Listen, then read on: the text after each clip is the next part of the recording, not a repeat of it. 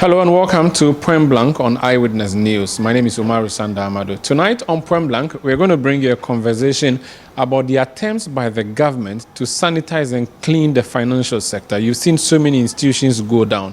Investigations are ongoing. Prosecutions have started in some cases, and in some cases, prosecutions are yet to start. But who is doing the investigation, and how are the investigations faring? A key institution in the investigation process for these particular institutions is the Economic and Organized Crimes Office, an office that specializes in investigating organized crime, as the name suggests. And my guest tonight sits at the top of the structure called IOCO, an institution that formerly was called SFO. He's a retired CID boss, a retired police officer, COP Frank Edupoku. You're welcome to Point Blank. Thank you. How has the departure from CID to IOCO affected your general mood? Is this something that was easy for you to transit, or it was an entirely new thing, IOCO? Not entirely. Virtually what we do at IOCO is the same as what we were doing at CID. Okay. So I believe it's a continuation. I see. Yes. How has IOCO been like? We hear IOCO, and IOCO is shrouded in all this mystery. People are scared just hearing IOCO. Are you a dangerous organization? In fact, we are the most, I would say, open institutions so far as investigations are concerned. Okay. I saw this perception when I took office as the executive director in March 2019, that there was that mystery about IOCO.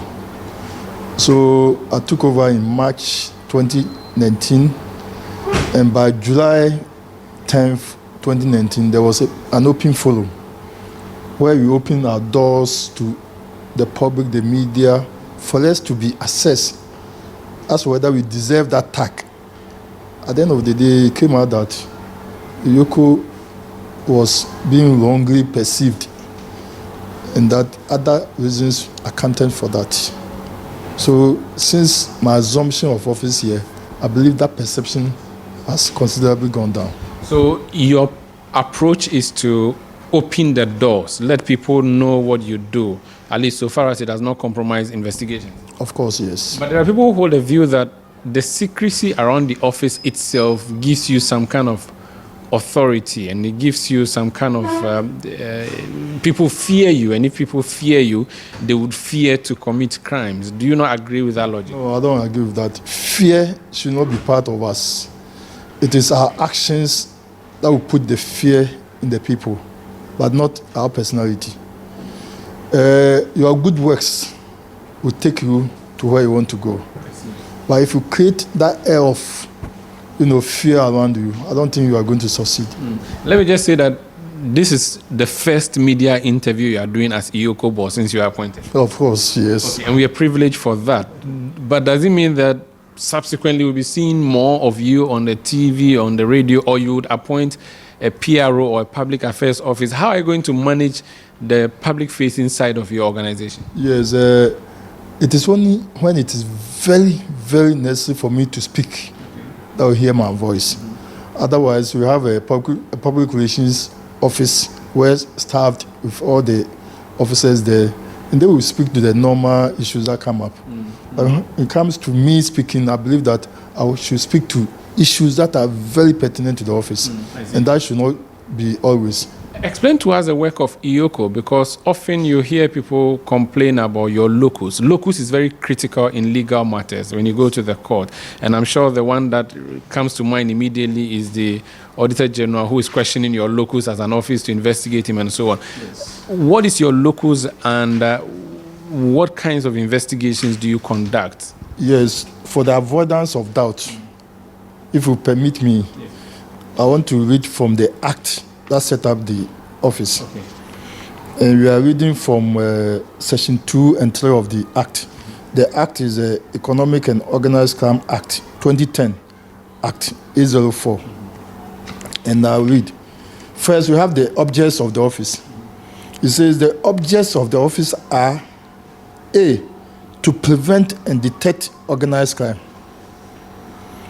and B, generally to facilitate the confiscation of the proceeds of crime. And that's very pertinent. Confiscation. You know, now the current trend is that people are convicted, they go to prison, they come back and enjoy the fruits of their stupid labor. So people steal money from the state, they are jailed, they go and serve time 5 years or 10 years. The money is still stashed somewhere. When they come out, they continue to enjoy. EOCO's job is to ensure that doesn't happen anymore. Of course. And by that, we have established a special unit within the office known as the Asset Recovery Unit. Okay. The moment somebody comes here as a suspect, we have something that we call profiling. We profile the person to know the assets that he has. And by that, we use our office to trace those assets. And at the end of the day, if he's convicted, he goes to prison. By the time that he comes back, we might have traced all his assets.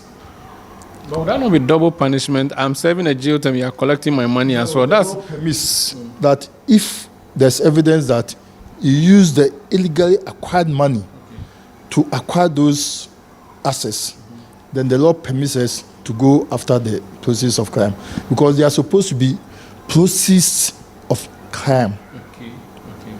He acquired those things out of the proceeds that he had illegally. So we are permitted by the law. There are other state institutions that are into investigation. So we have the Bureau of National Investigation, we have the Criminal Investigation Department of Police, we have now the Office of Special Prosecutor, we have the police at the local level who do their own thing. How different is EOCO from all these institutions? We investigate criminal cases, but EOCO is investigating financial and economic crime. That's a major, difference. When you go to the CRD, for instance, they investigate other criminal offenses like murder, rape, and what have you. It's not. In fact, here we never investigated any murder case. Neither have we investigated any land case, rape case. No. I see. Do you go to court yourself and prosecute, or you hand over a docket to the Attorney General to do that? The law, once again, is that the functions of the office are A, investigate, and on the authority of the Attorney General, prosecute serious offenses that involve, and they have mentioned the serious offenses. So you can have one of your staff prosecuting in court? Yes. For and on behalf of the Attorney General? That's it. And this is what we are fighting seriously. The normal trend is that an attorney is sent from the AG's office to us. And the last attorney just left this month. And so what we are trying to do is to get the fiat of the AG so that our lawyers here can do the prosecution. So currently you don't have an attorney from the AG? No, not as we speak now. And this would be a state attorney? In fact, the one who was here, who left, was a state attorney. He was here for almost 7 years. So you have one state attorney prosecuting your cases for you in court? Of course, yes. And he's retired, or he's left to another lucrative place? I didn't know that you do what's the word? You do football. What's the word? Selling of players. I didn't know you do that in poaching of poaching. That's the word. He has been poached by another institution. Does that frustrate your prosecutions in court? Not at all. How do you go to court then if your attorney is not around? Yes, as I said, we want to get a fiat for the legal unit here. Okay. You have about 6 or 7 lawyers here. And so if you are given a fiat, it means any of them whose name appear on the list can go to court and do the process. How do you avoid clashes with sister agencies? How do you avoid clashes with the Office of Special Prosecutor, for instance? In fact, since my assumption here, I have not dealt with the Office of the Special Prosecutor even on one occasion. Okay. But we did normal with the FIC. In fact, FIC, they are even twins. Okay. We did seriously with the CID. We did seriously with other institutions like National Security. So this is collaboration? Serious collaboration. How do you manage the politicization or the perceived politicization of EOCO? The claim is that, Afo EOCO is a government agency. and you just target opposition leaders or opposition party members, and that's all you do to deprive them of their accounts or their funds so that they are not able to support the opposition party to win. Considering that you are appointed by the governing party, how are you able to work above partisanship? In fact, that would depend on the personality involved. And speaking for myself, since my appointment in March 2019, you are a media person and you can read between the lines. I've been so professional. If anybody can claim that I'm being used as a political tool, I believe that person will have a lot to go through before he can provide that evidence. So yes, the perception is there, but the way that the head of the institution conducts himself will go a long way to speak to the matter as to whether it is true or not. And I've tried as much as possible that since my assumption, even the personnel here, we should be out of politics. Because, crime, especially financial and economic crime, has no colors, has no political colors. So if you come and sit here and then you believe that you can only achieve your aim if you belong to a political party or not, I believe that that's not. So the president or the presidency has never called you and said, Mr. Dupoku, we gave you this job, right? Prosecute this guy for us, but he's a thorn in our flesh. I don't think the president will do that, and he has not done it, and I don't think he will even do that. 97.3 CTFM is a station. Eyewitness News is Point Blank is a segment, and Umaru Sanda Amadu is a name. My conversation tonight is with the Executive Director of Economic Organized Crimes Office, EOCO as it's called, and we're having a conversation generally about the office. Let's narrow down now and talk about the financial sector, because that's a key part you're interested in. The government is cleaning up the financial space. You have an integral and key job in helping with the investigation of people who may have accepted or taken monies that didn't belong to them. Can you tell us what you're doing in the financial sector? Okay, thank you very much. Yes, as our name suggests, we are to fight organized crime and the recover proceeds of organized crime. The government started this process sometime 2018, 2019, and the receiver was appointed. And the receiver, in order to fight this, has to get some other institution to support it. So we came together as an investigative body with the receiver to ensure that companies, directors who have collected monies from public, they couldn't account for them, are brought to book. So the receiver submitted about 23 companies, that is savings and loans companies, and 347 microfinance companies to us. And we had to come out with a strategy, and that was to divide ourselves into two teams. And the two teams, we look at the 10 major companies, measured by in terms of deposits taken from the members of the public, and maybe the way that they handled members of the public. And so far, the 10 major, we've started with 3 from the savings and loans, and the 3 we are talking of the ADI Finance, we are talking of Unicredit, and then we are talking of another one, which I cannot really recall it. Okay. Any reason you settled on these 3? Yes, I think the third one is Express Savings and Loans. That's it. Okay, you have it there. Yes, as I said, the quantum of deposits that they've collected from members of the public. So many customers have been denied their monies. The idea was that they were to deposit this money into the banks or whatever, and they were to receive their monies back. But in the case of ADI Finance, we are talking about 700 million Ghana cedis, which has not been accounted for. In the case of microfinance companies, we are talking of Adumsika, they are talking about 150 million Ghana cedis. So we pick, depending on the quantum of amounts that have been lodged with them, which they have not been able to account for. And when you pick these, what is your plan to arrest and prosecute the people or trace the assets? What are you doing? In fact, it is twofold. First, we arrest the directors, interrogate them. If they have the money to pay, we collect the money. On the other hand, we are preparing them seriously for prosecution. And if they are prosecuted, then we go after their assets. So it is a twofold, And so far, I believe the exercise has been quite, successful. We have not gotten to the end of the exercise. We started with as I said, the major ones. We started with Ade Finance, where the main director is one Oko Jani. We had him somewhere in November, December last year. What does have him mean? We brought him to this office, and it was based on an invitation.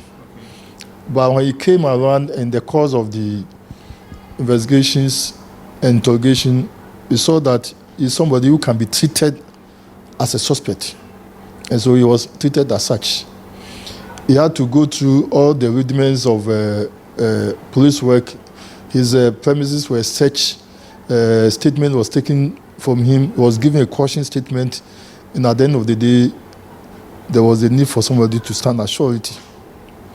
So you formally arrested him? He was formally arrested. After arresting him, or after arresting a suspect here, and since you said you took him through the rudiments of a suspect, what do you do to an arrested suspect? Yes, this is what I'm saying, that he was cautioned, and the statement taken from him. Did this include locking him up in a cell?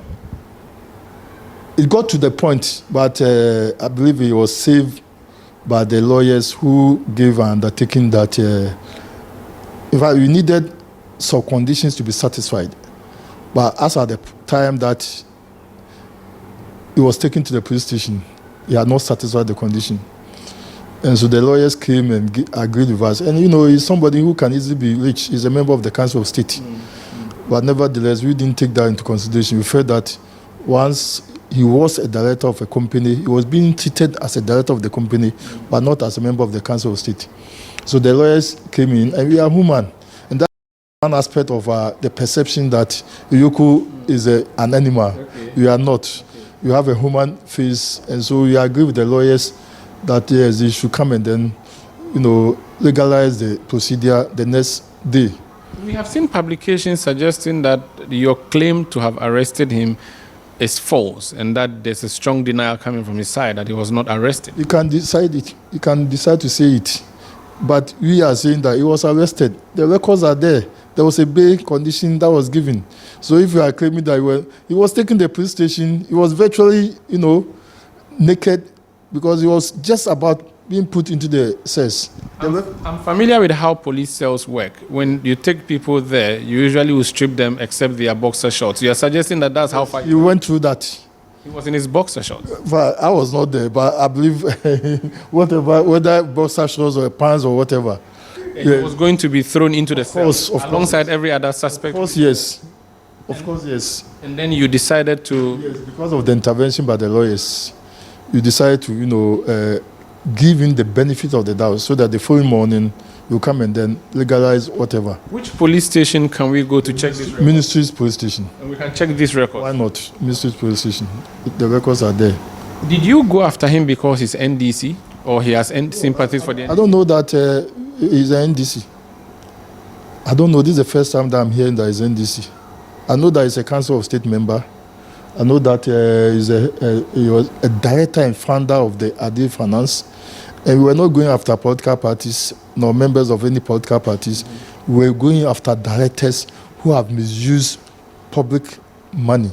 When I say public money, money belonging to members of the public. Okay. We were going after that. Okay. So if he was a member of any political party, that was not what we were doing. So what's your plan? How are you going to retrieve the monies that you think he has taken wrongfully, for instance? As we speak now, if you had allowed me to flow, you have gotten to that point. Yes, as I said, he was to come back and rectify his bail conditions, only to be, informed that he has taken us to court for trying to say that we don't have the power to do what we were doing, and that he was being harassed and that, blah, blah, blah, so many things.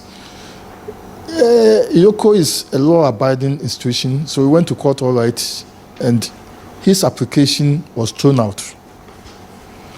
And my understanding is that he has filed an appeal at the court that is challenging the judgment of the Court of Appeal, which we are ready to go and then speak to it. Okay. So, yes, as I said, we have two major objects. First, to investigate organized crime, and then to trace processes of organized crime.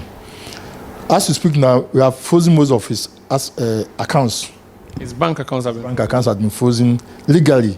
We went to court and they had, judgment for the accounts to be frozen. I have picked up information that you've frozen up to 31 bank accounts. Is that accurate? That's true. That's true. Frozen almost, and then we are trying to get information about other accounts which may not be known to us, which are not come to our notice. And are these accounts belonging to Ideal Group or belonging to him as a person? Which ones are you belonging to Ideal Group and him as a person? We are looking at the two. What other assets are you looking at?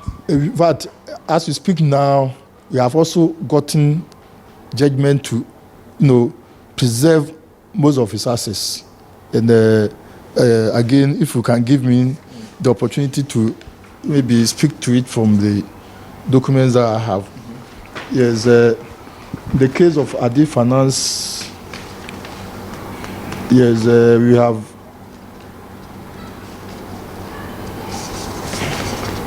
97.3 CTFM. This is Point Blank on Eyewitness News. The executive director of EOCO is taking us through processes that have been taken in relation to Ni Kote Jani. Yes. Vehicles and landed properties of the applicant at Adan and Ni Side Street, East Legon, have also been frozen and confirmed by the court. Okay. The office is continuing efforts to track and trace other assets in the form of vehicles, landed properties, a speedboat belonging to Adi Finance and Ni Kote Jani. A speedboat? A speedboat. So we go after anything that we believe, if it is disposed of, can get some money to be put into the accounts of the receiver. Is he collaborating? No, not to the best of my knowledge. If a person that you are investigating conceals their assets and you find out, is that correct? Yeah, it is. If I, as an individual, come to tell you that person A or B or C whom you are investigating has this property somewhere, and you go discover and it's really true, would you give me interest? Not interest. Not interest. Would you give me some informant allowance? Yeah, yes, there's provision for that. What are you doing about other institutions? Yes. Are there other, and I'm going to use big fishes in reference to the media circles. Are there other big fishes you're going after? There are. Apart from Adi Finance, we belong to the savings and loans. And we are talking of UniCredit and then the Express, you mentioned. We are also looking at the microfinance companies. Microfinance, we are talking about Adumska, where about 150 million is involved. So apart from Adumska, we have other companies that also come under the microfinance companies. And we are, it's a very big assignment. And in order not to lose sight of most of the information that we need, we are going slowly and gradually. Okay. And so, as I said, we selected Adi Finance, UniCredit, and then Express Loans as the first for the savings and loan. Okay. In the case of the microfinance companies, we are looking at Adumska, DFP Microfinance, and then Noble Dream Microfinance. Who are you chasing in the UniCredit Savings and Loans Limited?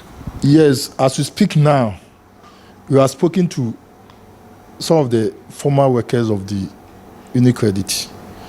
We've spoken to one Samuel Sechi-Hyde, who was a former chief executive of UniCredit. And then we've spoken to Bright Entry-Usu, who was also former acting executive head of finance and UniCredit. And then we've spoken to Padmore Yabo Asiama. He was also a former managing director of UniCredit. We have other names that are pending to be interrogated. And we are talking of one Frank Opon Yeboah, former board chairman, and Akosia Fosia Dufo, a director of the company, and then Honorable Kwabena Dufo, a director of the company. The same Dr. Kwabena Dufo? I'm sure. When you say you've spoken to, does it mean you've arrested and prosecuted, or you are just investigating? This investigation. So we invited them here. Okay. They were taken to interrogation, statement taken from them, granted bail. So anytime that we need them, we can just go for them. What would you say to critics who say, oh, Afro EOCO, like we said, is a political institution. They are going for the NDC side. They are not going for the big fishes. Why are you chasing microfinance and small-scale companies when you could go after the big banks? You have about 8 banks to go after. You've not mentioned any of them. You're talking about small institutions. Why? Yes, we don't have 8 banks. We have 23 savings and loans. And we have 347. I don't know whether all of them are NDC members. Okay. And I said from the onset, we are here not looking at political parties. The loans that they took, the monies that they took from them, I believe they didn't take only from a particular party. Yes. It was from all individuals, cutting across all Ghanaians. So we are looking at the public interest. So if you happen to be a party of Party A or Party B, and you happen to have taken money from members of the public, and we are going after you, people use this political twist to turn everything aside. And if you are not careful and you sit here and you allow some of these things to get into your head, you lose focus. But when will you target the banks? Because that's, again, an area that people will be interested in. There is another area. You have the Special Investigation Team, SIT, handling all these banks. And if you are a media man, so you might have followed that. Most of UT Bank, Capital Bank, they are all in the court now. So that one is out of EOCO. It's being handled by a special team under the chairmanship of Commissioner Tebri. Yeah. So until it is referred to you by a receiver, there's nothing you can really do? Yes. And none of these have been referred to? No. That, we started these 2 cases, Unibank and Capital Bank. Okay. But the government, from the Attorney General, set up this special team to investigate these cases. So they are handling these cases. And in fact, so far, I think they've gone very far. But there's still that collaboration. Because if there's any information that they need and we can get it from them, we do it. COP retired Frank Edupoku, Executive Director, EOCO. Thank you for speaking to us on Point Blank. Thank you to Sanda. And that's it. It's his first media interview since his appointment as the boss of the Economic and Organized Crimes Office. And he's just opened up to us, shared what the office does and what it does not do, plus the investigations they are conducting. That would be it for Eyewitness News tonight. My name is Umaru Sandama. The production by Sixtus Dong Olo with support from Marie-France Fojo, Zoe Abubedu, Anna Seidu, Gifty, Tracy Amino, and Beverly in London. Eyewitness News will be back tomorrow at 17:30 GMT. Thank you and stay with us. Thank you. Thank you so much. Thank you.